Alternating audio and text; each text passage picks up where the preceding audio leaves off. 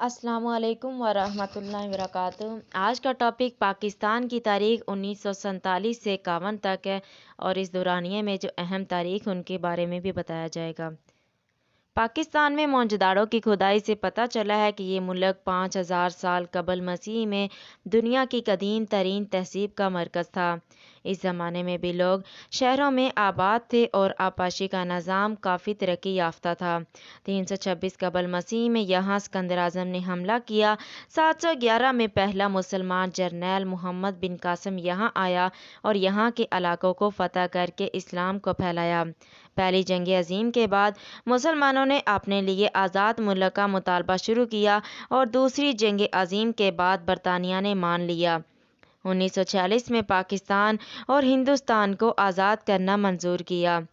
حکومت برطانیہ نے 18 جولائی 1947 کو برصغیر کو دو ممالک میں تقسیم کرنے کے لیے قانون آزادی ہند منظور کیا۔ یہ قانون 3 جون 1947 کے منصوبے کو پیش نظر رکھ کر تیار کیا گیا، جس کی روح سے پاکستان اور ہندوستان دو ممالک دنیا کے نقشے پر ابھرے۔ حصول آزادی کے قریب پاکستان کی آئین ساز اسمبلی نے 11 اگست 1947 کو قائد اعظم کو اپنا صدر منتخب کر لیا۔ آپ نے چیف جسٹس سر عبدالرشید کے سامنے گورنر جنرل کے عہدے کا حلف اٹھایا۔ آغاز میں یہ اسمبلی 69 ارکان پر مشتمل تھی، بعد میں تعداد 79 ہو گئی۔ مولوی تمیز الدین اسمبلی کے پہلے اسپیکر تھے۔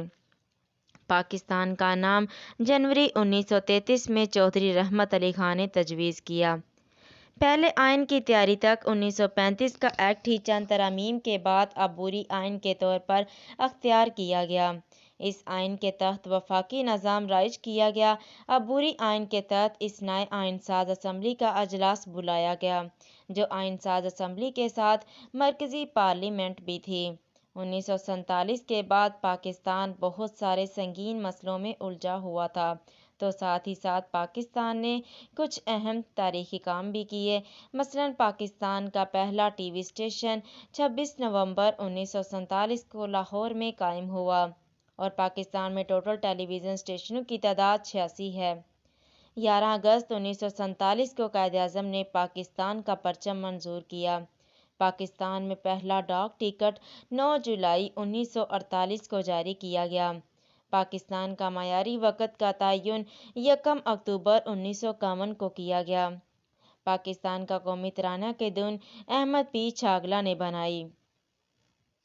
1948 میں پاکستان ایک طرف بے سر و سامانی کے عالم میں حالت جنگ میں تھا تو دوسری طرف بانی پاکستان شدید بیمار تھا، لیکن بیماری بھی انہیں گورنر جنرل کی حیثیت سے پاکستان کی خدمت کرنے سے نہ روک سکی۔ اس دور میں بے پناہ مشکلات تھیں مگر حوصلے جواں تھے۔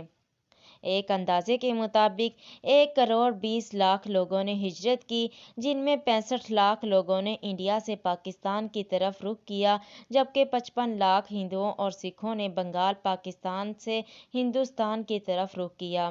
اس دوران جو خون ریزی ہوئی اسے یاد کرنے سے روح کانپ اٹھتی ہے۔ پاکستان 30 ستمبر 1947 کو اقوام متحدہ کا رکن بنا۔ سب سے پہلے پاکستان کو ایران نے تسلیم کیا اور فرانس میں پاکستان کا قومی پرچم سب سے پہلے لہرایا گیا۔ اقوام متحدہ کا رکن بننے سے جس ملک نے مخالفت کی وہ افغانستان ہے۔ پاکستان میں سب سے پہلے امریکہ نے اپنا سفارت خانہ بنایا۔ یہ وہ حالات تھے جس میں بیمار قائد اعظم کو انتہائی خطرناک حالت میں بلوچستان کے شہر زیارت سے کراچی لایا گیا۔ آپ ایئرپورٹ پر اترے تو بیماری سے نڈھال تھے، لیکن انہیں اس حالت میں لے جانے کے لیے ایک ہٹیارہ سی ایمبولینس بغیر نرس کے بھیج دی اور یہ ایمبولینس راستے میں ہی خراب ہو گئی۔ جب دوسری ایمبولینس منگوائی گئی تو اس دوران 1 گھنٹے کا وقت لگ گیا۔ قائد اعظم جب گھر پہنچے تو بیماری سے بری طرح نڈھال ہو چکے تھے۔ آخری وقت بھی ان کی بہن محترمہ فاطمہ اور ذاتی معالج کے سوا کوئی دوسرا موجود نہیں تھا۔ وہاں موجود لوگوں کے مطابق ان کے آخری الفاظ "اللہ پاکستان" یہ کہا اور جان آفرین کے سپرد کر دی۔ بانی پاکستان کا انتقال پھیپھڑوں کی بیماری کی وجہ سے ہوا تھا۔ قائد اعظم کے جنازے میں 6 لاکھ لوگ شریک ہوئے۔ قائد اعظم کی وصیت کے مطابق ہی ان کی نماز جنازہ علامہ شبیر احمد عثمانی نے پڑھائی۔ اس دور میں بہت سے ملا قائد اعظم کے خلاف تھے۔ شبیر احمد عثمانی سے سوال کیا گیا کہ آپ نے قائد اعظم کی نماز جنازہ کیوں پڑھائی؟ تو انہوں نے جواب دیا کہ قائد اعظم کا جب انتقال ہوا تو میں نے رسول اللہ صلی اللہ علیہ وسلم کی زیارت کی اور رسول اللہ صلی اللہ علیہ وسلم کے ساتھ قائد اعظم کھڑے تھے، اور رسول اللہ صلی اللہ علیہ وسلم نے قائد اعظم کے کاندھے پر ہاتھ رکھتے ہیں اور کہتے ہیں کہ یہ میرا مجاہد ہے۔ مزار قائد کا نقشہ یحییٰ مرچنٹ نے تیار کیا۔ بانی پاکستان کی سیاسی زندگی 42 سال پر محیط ہے۔ قائد اعظم کے گورنر جنرل کے عہدے کی مدت 15 اگست 1947 سے 11 ستمبر 1948 تک ہے۔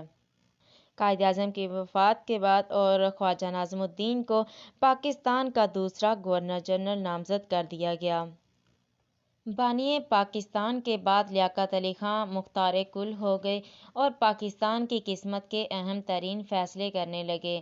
اس وقت پاکستان کا آئین تشکیل پا رہا تھا اور دوسری طرف پاکستان کو اپنی تاریخ کا ایک اور اہم ترین فیصلہ کرنا تھا۔ یہ فیصلہ تھا روس اور امریکہ کی سرد جنگ میں کسی ایک کا اتحادی بننا یا غیر جانبدار رہنا۔ پاکستان نے یہ تاریخی فیصلہ امریکہ کے حق میں کیا، حالانکہ پاکستان کے پاس بھارت کی طرح غیر جانبدار رہنے کا آپشن بھی موجود تھا۔ لیاقت علی خان کے اقتدار کا آخری سال کافی ہنگامہ خیز رہا۔ 1951 میں میجر جنرل اکبر خان نے تختہ الٹنے کی کوشش کی۔ یہ کوشش ناکام رہی اور اس کے تمام کرداروں کو گرفتار کر لیا گیا۔ 16 اکتوبر 1951 کے دن لیاقت علی خان راولپنڈی میں مسلم لیگ کے جلسے سے خطاب کرنے کے لیے اسٹیج پر آئے۔ جلسے کے شرکاء میں کھڑے سید اکبر نے وزیر اعظم پر گولی چلا دی۔ گولی سینے میں لگی اور پاکستان کا پہلا وزیر اعظم ہزاروں لوگوں کے درمیان دن دہاڑے قتل کر دیا گیا۔ کہا جاتا ہے کہ لیاقت علی خان کے آخری الفاظ تھے، اللہ پاکستان کی حفاظت کرے۔ گولی چلانے والے کو پولیس نے موقع پر ہی مار دیا۔ اس قتل کی تفتیش کے لیے جب لاہور ہائی کورٹ نے قتل کیس کی فائل مانگی تو ایڈیشنل ایڈوکیٹ جنرل نے حیرت انگیز جواب دیا۔ اس نے کہا، مائی لارڈ، لیاقت علی خان کیس کی فائل گم ہو گئی۔